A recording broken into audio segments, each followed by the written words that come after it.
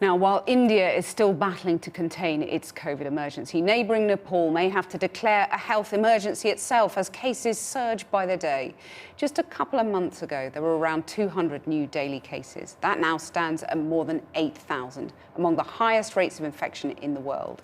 The country's healthcare system is buckling under the stress of the pandemic, and the vaccine supply it had been relying on from India has dried up.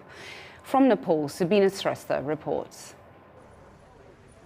In Nepal's capital, Kathmandu, families grieve outside the crematorium, unable to see the faces of their loved ones for the final time. Normal rituals cut short to the curt salute of the army. It's been a month since Nepal went into a lockdown in an attempt to control the spread of Covid-19. And while the streets are empty, the hospitals have been full.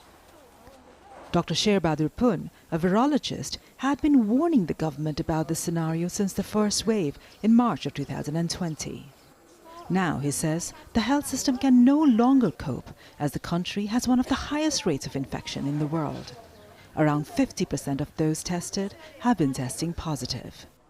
भारतमा चाहिँ यो mutation भएको भनेको छ अब यो चाहिँ virus चाहिँ कति छिटो फैलिने क्षमता राख्दो रहेछ कतिलाई चाहिँ अब संक्रमण गरेर भर्ना गराउन सक्छ भन्ने क्षमता भएको चाहिँ देखिन्छ अघिल्लो हप्ता भन्दा अहिले चाहिँ अलिकति कम भएको जस्तो देखिन्छ तर समस्या भनेको यहाँ हैन कि अब गाउँतिर चाहिँ अलिकति बढी देख्दै गइरहेको अवस्था छ.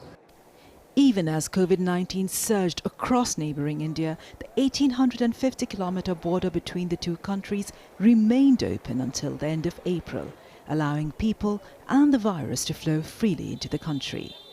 Just around 2% of the population has been fully vaccinated. Nepal was expected to get 2 million doses of AstraZeneca from India, until India stopped all vaccine exports at the end of March. Oxygen, vital medicines and intensive care all have been in short supply. In Kathmandu, not a single ventilator is available. Patients have to wait for someone to heal or to die before it is their turn to receive treatment. The total number of ventilators all over Nepal is around 480, and that's very much insufficient because right now the demand for ventilator is around 4,000 to 5,000.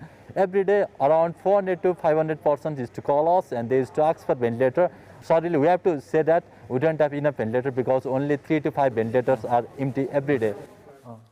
Doctors say that easier to use non-intrusive ventilators are in urgent need. As a patient dies, the army, now deployed to manage the COVID deaths, step in. The overflow from Kathmandu's crematorium spills into the city's riverbank.